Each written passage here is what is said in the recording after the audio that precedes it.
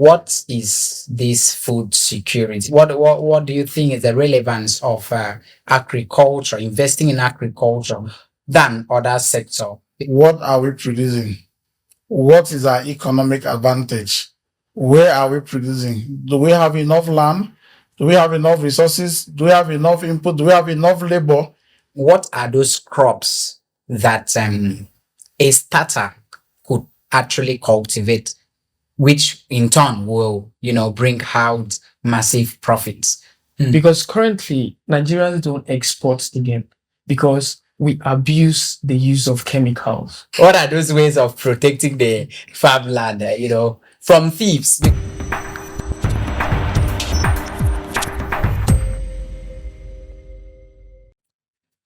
Good afternoon, everyone. Welcome to Uproot the Issue Podcast, a segment of podcast that uproots every issue concerning oneself, the family, and society at large.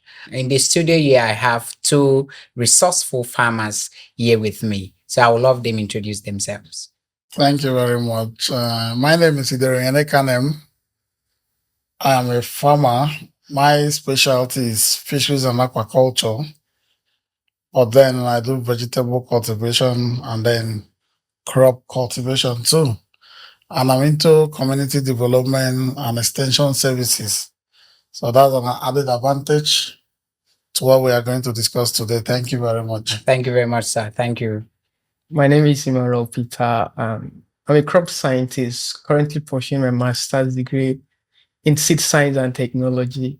I'm also a farmer by profession. Thank you. All right, thank you very much, sir. It's good to have you all here with me. So, sir, what is this food security? Because someone may think, what are these people trying to say? Because life is what we do, year of being secured. So, what will food security?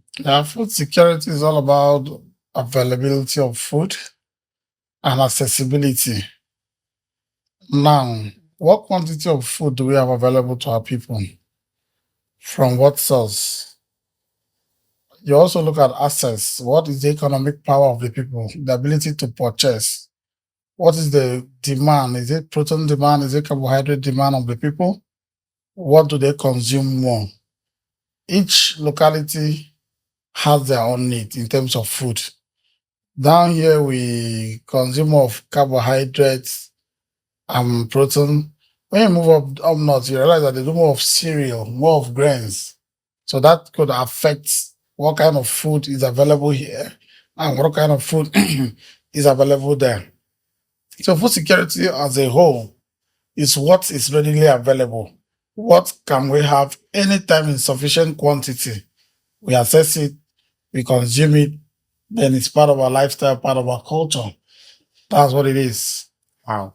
Mr. Emmanuel, of all these branches, what are those branches that are really lucrative for low income earners, those that may have small income to start up? So what are those branches that are really lucrative, which you could advise low income earners to start up with? Thank you very much. First, to start with, going into agriculture, it's a passion-driven stuff. You have to do it because you love it.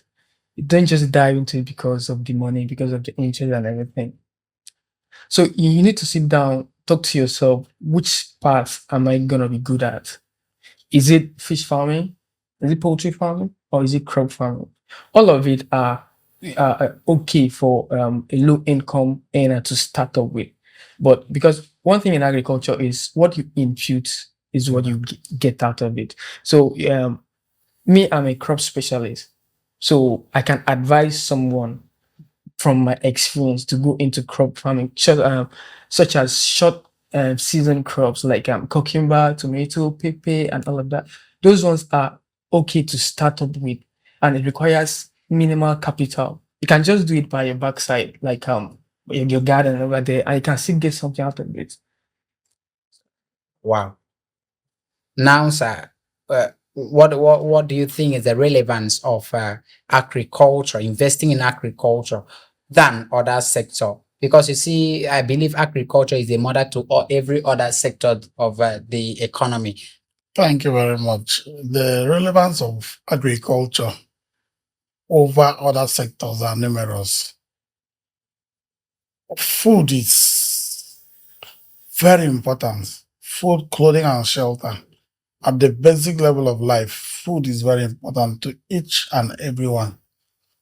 Availability of land, cultivation, availability of manpower, availability of inputs, then availability of processors, off-takers, and then the markets.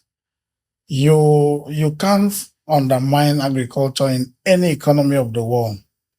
Why am I saying so? People are always daily in need of food to eat. So the crude oil came and we abandoned intensive farming. We are now doing extensive farming, backyard farming, like Emmanuel rightly said. But right now we have to be back again to intensive farming because a lot is at stake. If you can't grow what you eat, it will be difficult. We certainly have to ensure that we grow enough to be available for our households, enough to be available for the markets, enough to be available to those who can't even grow crops. Not everyone will be a farmer, certainly, but those who are farming should also ensure that climate smart farming is being implemented. Right now, here in Akwa Ibom, we need to look more at irrigation options because of the rainy season, we need enough water to irrigate our farmlands. If we don't have major clusters that will be irrigated during the dry season, as the population increases daily, food demand also increases. Then you match it with migration. People are moving in, people are moving out. When you match all the statistics together, you realize that you need to produce more quantity of food for people to consume. So agri is very relevant over many other sectors. Like a man said, he's into seed production. From seed to ground to processing, it's a value chain. And the entire value chain needs enough hands, enough resources, enough funding, enough policies to ensure that it is strong enough. We have to strengthen agriculture in a way that in years to come, farmers will have relevance in producing food, such that those who are buying will also have the confidence that the people they are buying from are doing the right thing. They are ensuring hygiene, they are ensuring safety, they are ensuring standards are being met, such that we will be able to go back to those glorious era you mentioned. We produce enough to consume, but we have a challenge right now, exporting like we used to do before, because our standards are being compromised. We need to work on standards in agriculture. When you're moving to Europe, there are standards you have to meet. When you're moving your food products to America, there are standards you have to meet. And if we don't take cognizance of these things and put a whole lot of things in place, we will be losing a whole lot. So for agriculture to be prioritized, these issues have to be addressed. What are we producing? What is our economic advantage? Where are we producing? Do we have enough land? Do we have enough resources? Do we have enough input? Do we have enough labor? Processing and off-taking is challenging. At that level, after production, you need to ensure that the farmer stops there. The processor then comes in, off-takes from the farmer, pays the farmer, maintains his own standard and hygiene, processes everything, and after that, he gives it out to the marketer, who pushes it to the market. We are so blessed naturally from Ini, Nkari Inini to Isilikate. If I have been opportunity to traverse the entire landscape of the South, from Delta to Bayelsa to Rivers to Cross River to Akwa where I'm from. So I have seen a whole lot of vast opportunities here. We can produce our own rice. We can be self-sufficient in rice production. Are you serious? The entire waters of Ini to Arochukwu is enough to produce rice. We have the same terrain at Nsurubium, linking down to Mpadenin. We can look up at that again. Rice is a 3 months grain that can be produced. So the relevance now is prioritization by government, investment by individuals who are well-to-do, seeking expert knowledge, getting the consultants who build the systems, who create the systems, and make it functional. By so doing, agriculture would then attract that prime position where many people want to come back into it. So, but what are those crops that a starter could actually cultivate, which in turn will, bring out massive profits? Crops that are short season crops, as I mentioned earlier, are fast to give you returns. Like, for example, now cooking back, you can do it in 2 months. You get by your money. Like tomato, 3 months, 4 months, you can do, because nowadays what we are planting are hybrid seeds. Like they are cultured seed. They are not local seed. Local seed, you can just plant it to take a longer time before it grows, matures, and fruit. But now we deal with hybrid seed. So you need to look at what you're able to handle. And it's not just you waking up and say you want to plant. You need some guidelines from people, because currently Nigerians don't export again because we abuse the use of chemicals. Once we go to where we are about to export, there's what we call to render our product to some test. There are some certain level of chemical that your crops should contain before it's allowed to be exported. So once it gets there, they'll bounce it back because we abuse it because of lack of technical know-how. Someone will just wake up tomorrow and say, I want to plant. One roadside farmer will be like, okay, I can guide you. We'll just come and bombard the plant with chemicals and everything. Those are not the kind of farmers we are looking for. We're looking for farmers who knows what to do. They know what to do at the right time.